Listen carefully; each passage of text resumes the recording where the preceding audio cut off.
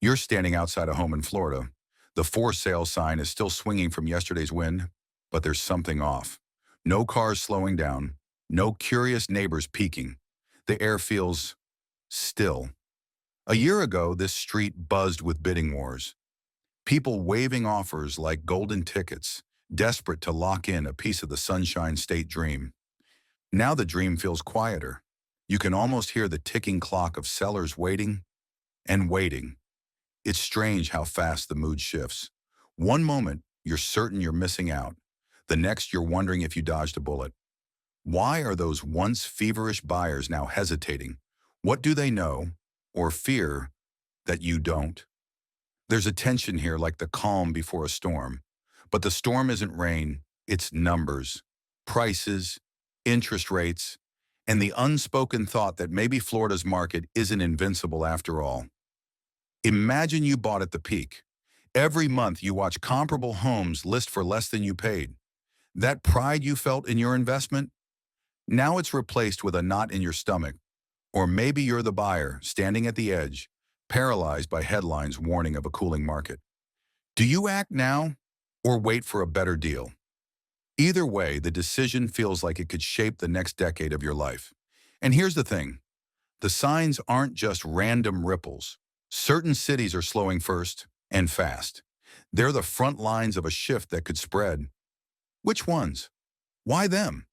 And what happens if you live, work, or invest there? That's the story unfolding right now. And whether you win or lose will depend on what you see coming before everyone else does. It's early summer in Florida, and the air is thick with that mix of salt and humidity that clings to your skin. The streets still look picture perfect. Palm trees swaying lazily, pastel homes catching the golden light. But beneath the postcard charm, something shifted. Meet Daniel, a 38-year-old electrician in Tampa. For years, his life was steady. Up before sunrise, coffee in hand, driving past neighborhoods where for sale signs seemed to disappear in days. He'd watch houses he could never afford sell in bidding wars, wondering if the market would ever slow down long enough for him to catch up. But lately, Daniel's been noticing something different. Those same for sale signs, they're staying up longer. Price tags that once crept higher each week are being quietly slashed. Digits crossed out like an embarrassing typo. And yet no one seems to talk about it at the neighborhood barbecues. Is it denial, hope, or maybe people just don't want to admit the party might be ending? It's a strange tension, because for some, this cooling market feels like relief, the kind you've been praying for while watching your rent swallow half your paycheck. But for others, realtors, flippers, homeowners banking on peak prices, it feels like a threat. Suddenly, the ground that seemed rock solid is shifting under their feet, and you can feel that nervous energy when you walk into an open house. Agents smiling a little too wide, sellers acting a little too casual, buyers hesitating at the threshold like they're testing the temperature of unfamiliar water. Florida has always been a place of reinvention. People come here chasing new beginnings, warmer weather, lower taxes, a dream home by the coast. But what happens when that dream changes shape? When the same sunshine that drew people in now exposes cracks in the foundation? For Daniel and thousands like him, this isn't just about numbers on a Zillow listing. It's about whether they're stepping into the opportunity they've been waiting for or a trap they won't see until it's too late. And that's the uneasy truth hanging in the humid air. No one knows for sure which it is, yet.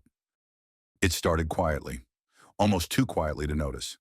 A neighbor's for sale sign stayed up a little longer than usual, a bidding war that never happened. A seller whispering about cutting the price, just a little, to get things moving. At first it felt like a blip, the kind of thing markets do before bouncing back. But then the calls began, agents canceling open houses because no one showed up, offers coming in tens of thousands below asking, and the worst blow, homes that once sold in a week now sitting untouched for months. In Florida, where real estate has been a never-ending summer, the sudden chill was impossible to ignore. For years, the story had been simple. Prices up, competition fierce, opportunity slipping through your fingers if you hesitated. Now, that story has cracked wide open. The golden glow of guaranteed appreciation has faded. replaced by uncertainty that gnaws at homeowners, investors, even first-time buyers who thought they knew the rules. And once you've seen the first cracks in the foundation, you can't unsee them. Because this isn't just a market cooling. This is a turning point you can't rewind. Sellers are discovering they've missed the peak, that their someday plan to cash out now comes with a painful discount. Buyers who stretch their budget are waking up to find the home they fought for worth less than they paid. It's not panic yet, but it's a sharp collective inhale, the moment before the drop on a roller coaster. And here's the truth. Once that shift begins, there's no going back to the way things were. The air has changed. The old rules are gone. The Florida market has crossed a line, and whether you're ready or not, you're already living on the other side. Daniel decided he wasn't going to just sit back and watch the market unravel. He was going to act. If prices were dipping, maybe this was finally his window. He started going to open houses every weekend, walking through echoing living rooms where the scent of fresh paint couldn't mask the desperation in the seller's eyes. He made offers, low ones, thinking he was being clever. But every time the agent's smile would tighten, and the answer would be the same. We're holding out for better. Weeks later, those same homes would still be sitting, prices quietly reduced again. It should have felt like progress. Instead, the slower the market got, the more complicated things became. His friend Marissa, a realtor, warned him that insurance premiums were spiking, sometimes doubling overnight. Another friend whispered that one of the local banks had tightened lending requirements. Fewer approvals, more hoops to jump through. Even if Daniel landed the perfect deal, could he actually afford to hold on to it? The math was changing faster than he could keep up. Meanwhile, the news kept feeding the tension. Stories of investors offloading properties in bulk.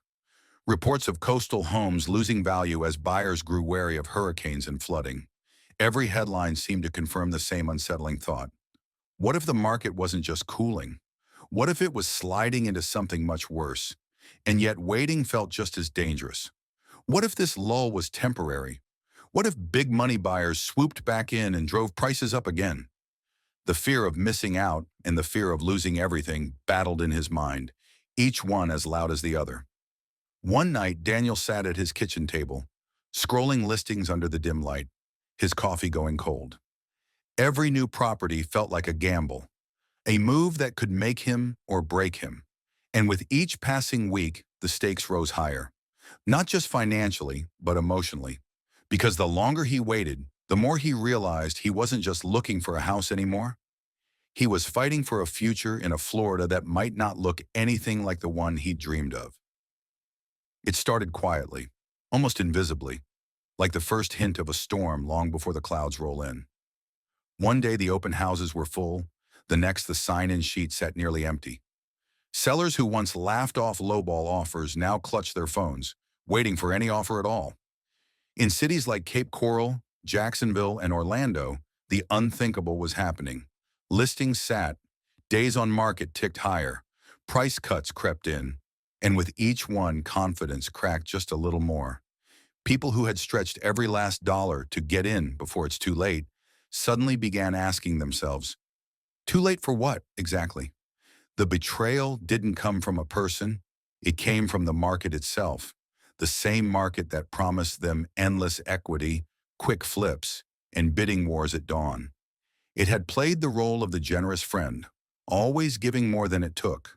But now it was pulling back, asking for proof. Proof of patience, proof of resilience, proof you could hold on longer than your neighbor. Some couldn't. Homeowners who thought they'd never sell began whispering about cashing out before it gets worse. Buyers who'd been told they'd never get another chance began holding back, waiting for the fall everyone else swore wouldn't come. And in this moment, a choice emerged. Do you risk it all? Buy when fear is highest, sell when hope is lowest? Or do you hold back and watch from the sidelines, knowing that either path could be the wrong one? There's no safety net here. This is the turning point where fortunes are made or erased. You can feel it in the late-night Google searches. How far will Florida home prices drop? You can see it in the hushed conversations over coffee. What if we wait 6 months? What if we can't? Some will break under the pressure, fold, accept less than they dreamed, and tell themselves it was better than nothing. Others will summon a kind of courage they didn't know they had, writing offers when everyone else is retreating, holding the line when headlines scream panic. But no one knows how this ends. Not yet. That's the truth of a turning point. You only recognize it for what it was after it's passed. And right now, Florida is standing on that knife's edge. The next step uncertain. The outcome still unwritten. They say the end of a boom feels like the air slowly hissing out of a balloon. Quiet, but impossible to ignore. In parts of Florida, the cooling market isn't just numbers on a spreadsheet. It's late-night conversations around kitchen tables, calculators in hand, wondering how much time is left before reality catches up. Sellers who once fielded bidding wars now refresh their listings every morning, hoping for a single inquiry. Buyers, sensing a shift, are playing the long game, waiting for prices to bend to their patience. The cost isn't only financial. For some, it's the emotional whiplash of believing you'd secured your future, only to watch that security blur. Agents who once thrived in chaos now face weeks without a closing. Families who stretch beyond their comfort zone to buy before it's too late now feel the weight of payments that no longer match the value of their home. The sunshine still glows on the palm trees, but in certain neighborhoods, there's a quiet hum of unease, a contrast between the postcard view and the reality behind closed doors. Yet here's the thing, markets change, but so do people. A cooling market forces hard choices, yes, but it also invites reinvention. The same fear that pushes one person to retreat can drive another to pivot, to adapt, to seize opportunities hiding in the slowdown. And maybe that's the real story here. Not just the cooling, but what we do in the cooling. Because the truth is, every shift leaves behind a question no graph can answer. When the frenzy fades and the easy wins are gone, who will you choose to become?